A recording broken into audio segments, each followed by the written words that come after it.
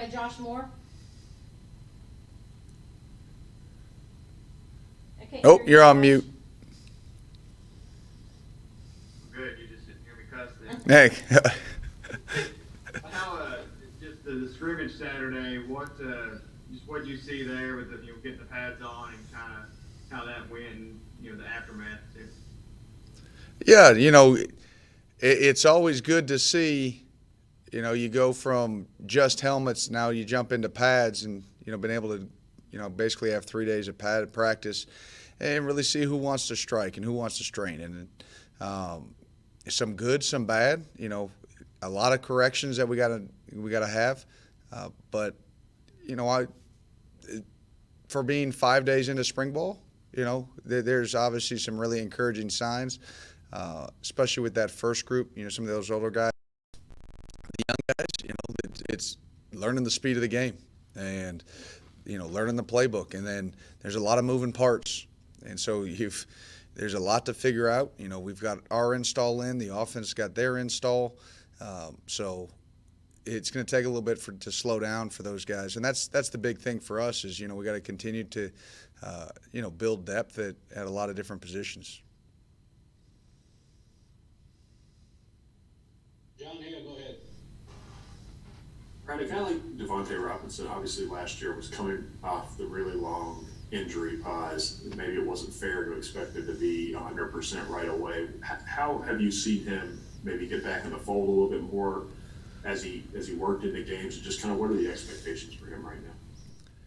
Yeah, our expectations for him are to get back to the level he was playing at before the injury, and I don't think we're quite there yet. But that's why we've got spring. You get an injury like that, a lot of times it takes time to get back, and then people, I think people forget is that it's not all right. You're away from football and then you start to play, like you're not right back at the level that you were at. Like you're building back. It's a confidence deal, and so that's still an ongoing process.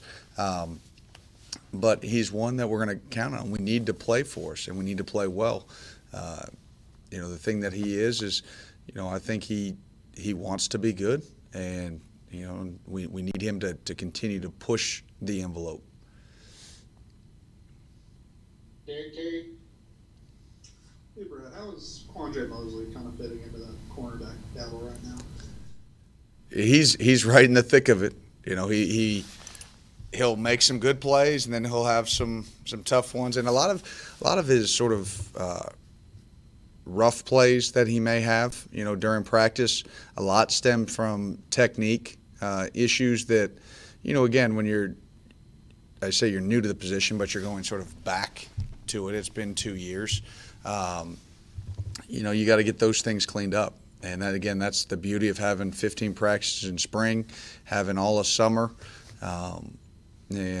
But he's going to be right in the mix. He's just got a knack for finding a way to get his hands on a football.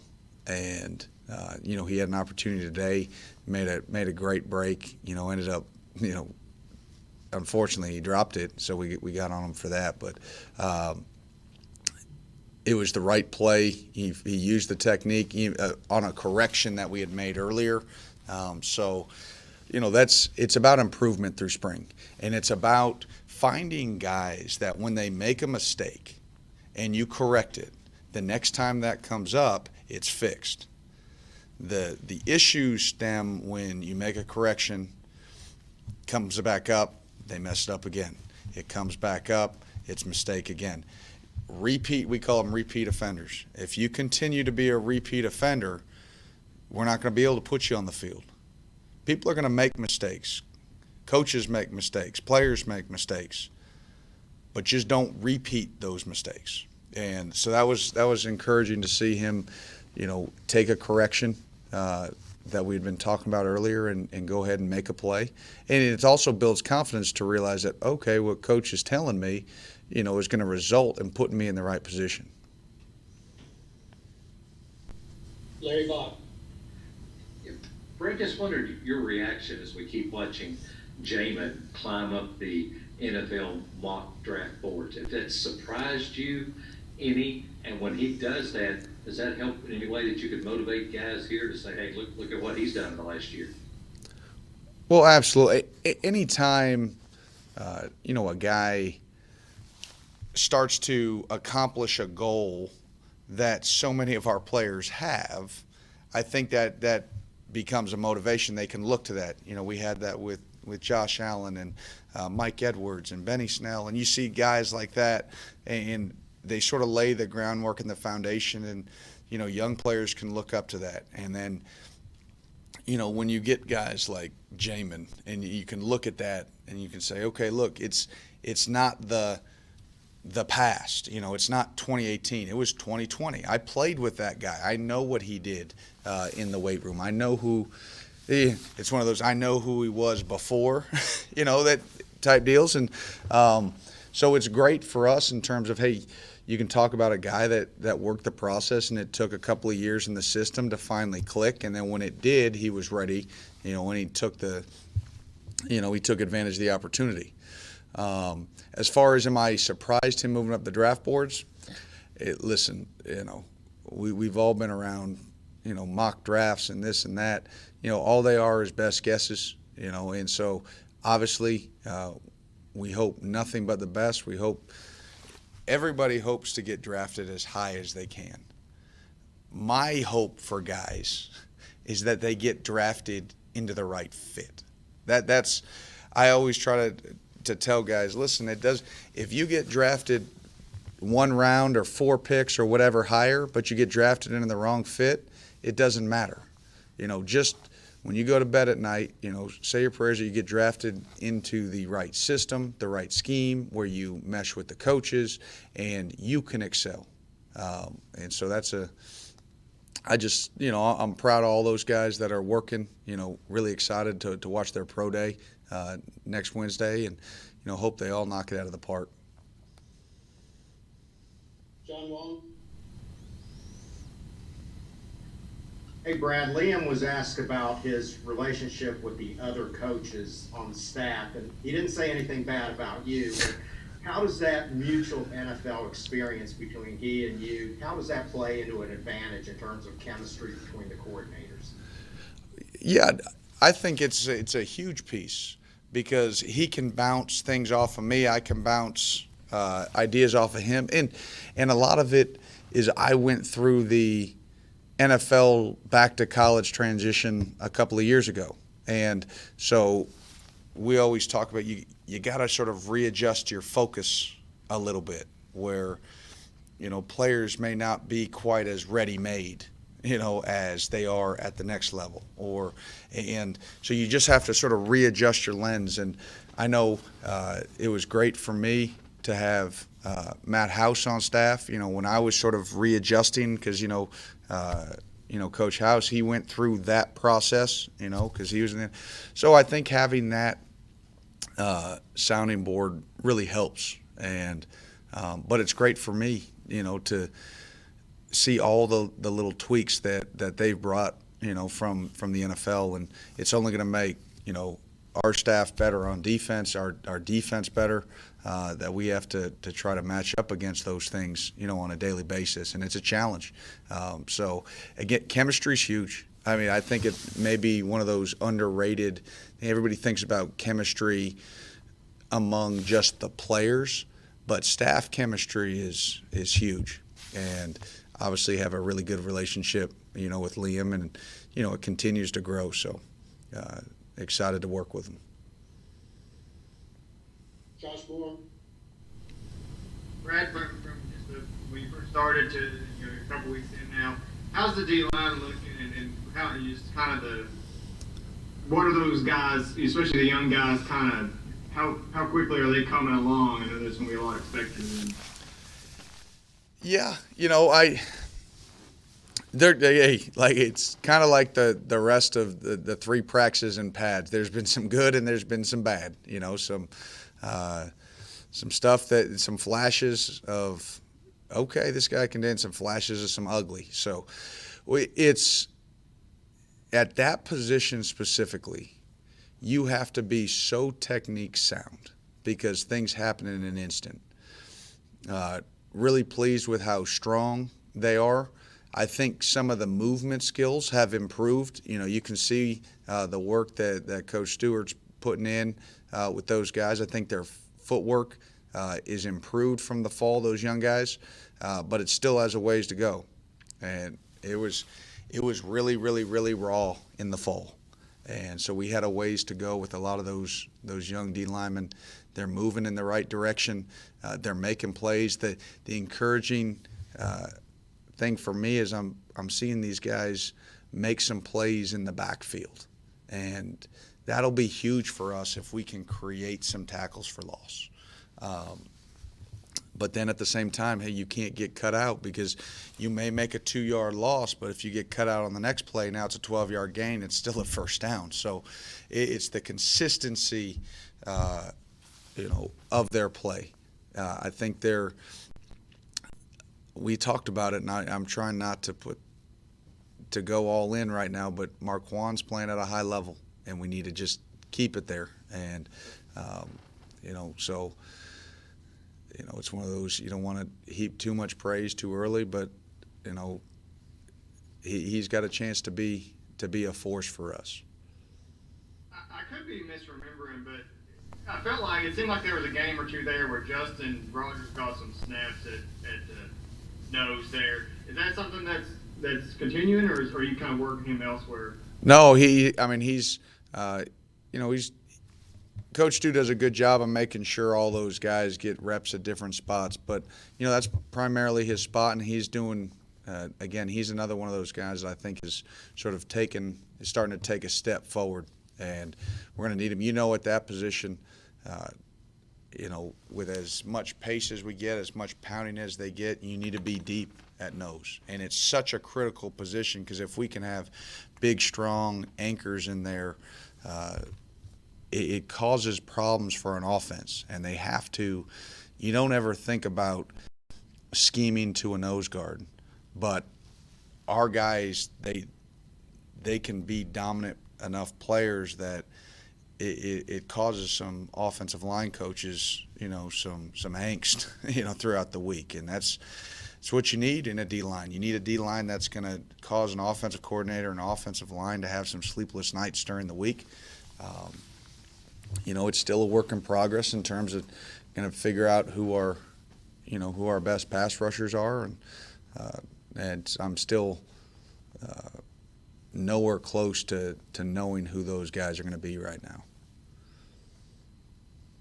John Hale. Brad, where specifically are you working Justice Dingle right now? What are the challenges in adapting from the system he was in at Georgia Tech to what you're going to expect him to do here? Yeah, he's working at Jack linebacker right now, and I know we've talked for a couple of years now since I've been here, just the uniqueness of the outside linebacker position in a 3-4 defense, and that transition period, and how much is sort of on that position from a rush coverage technique, and so then you put it into spring ball. There's a lot going on, and obviously a lot of mistakes right now, but that's why you practice. And he's conscientious. He works hard at it, but it's going to take a little bit for it to slow down, because it's not just understanding the defense in the classroom. Now it's understanding the defense, and there's a ton of moving parts in front of you. Things happen, and so it's gonna take all of spring. It's gonna take fall camp, and but he's thick, he's stout, he's got heavy hands. So when he is in the right spot in the run game, it's hard to move him. Adam. Hey, Brad. As a defensive coordinator, when you're kind of building the structure of the defense and then kind of scheming out as a play caller, what kind of freedom does having two senior safeties like you've got this year, and then Devonte Robinson to boot, how does that help, I guess, when you're kind of building this defense? And maybe more, I don't know, if it gives you more freedom to do more, I guess, exotic type things as a coordinator. Well, it definitely gives you. I think the older you are, the more things you can do. And because the thing, it's not about just the more you can do; it's about how you do it well. And what having those older guys allow you to do is say, okay, listen, let's just tweak this look, or let's tweak this and that. And it's a huge luxury to have Yusuf and Ty and D-Rob out there at safety to be able to help control that. They've seen it. When I talk about a ton of moving parts, these are guys that have played so many snaps that the game is slower to them. They talk, they communicate pre-snap, they anticipate, and it makes your base calls look a lot better, and it allows you to, and it does, as a coordinator, you feel more comfortable to say, hey, listen, I can put one more thing in without, clogging their mind. If their cup right now is bigger than everybody else. And so we talk about, hey, how much can you fill the cup until it's the brim, and then you start overflowing, and then they start losing information on other stuff. And it's all about capacity and their capacity to learn and to accept. Now, the key is that it's kind of like having a smart quarterback. You have to be careful. You feel like you can keep adding and adding and adding. Well, maybe the quarterback can handle it. But if the rest of the offense can't, we had in Indianapolis, Andrew Luck was like a computer. So he could handle anything you threw at him, but you got to be mindful not to overload everybody else. And so it's the same thing here is that, hey, I've got to be mindful that with those guys, with Square, guys that can handle information, that I don't step too far and it slows the other 5 down. Larry? Brett, just while you were talking about Liam, and since we can't see practice, just wondering, what have you thought of the offense he's putting in so far, and what has stood out to you, if anything, from what you just observed? Well, I think what's the attention to detail has been impressive, and the way it can attack you, is gonna, it causes problems and makes you work. And again, I know it's one of those deals that, from a defensive staff standpoint, we're having to talk. All right, how are we going to handle this? Oh man, that's a beater. Oh, that's tough. Wow, that's really good. There's a lot of that, like I said, it's going to make me better as a coach. It's going to make all our defensive guys better. We're going to have to make sure all our techniques are sound, how we play things, and we have to understand. Hey, listen. And I think the one thing that we do as a defense, and I think coaches, done a really nice job of, is we understand certain coverages have weaknesses, and if a ball gets run or caught against a weakness of the defense, it's you can't charge that on the players. That's not the player's fault. That's on the call's fault. If there was a perfect defensive call, I would call it every play, and I'd go home early every day. And I think everybody in America could be a defensive coordinator. But there's not, so that's where the chess match is, trying to, all right, if they're going to attack this weakness, how do we close that weakness down? Now, we understand that to close that down, it's going to open something else up. And it might put the hat on another player. It might put a hat on a zone in the defense. But they've got beaters, and he's got answers, and that's the fun part. There's a lot of chess match, when you face Coach Cohen. Coach White, thank you for your time. Appreciate it, and we will have Josh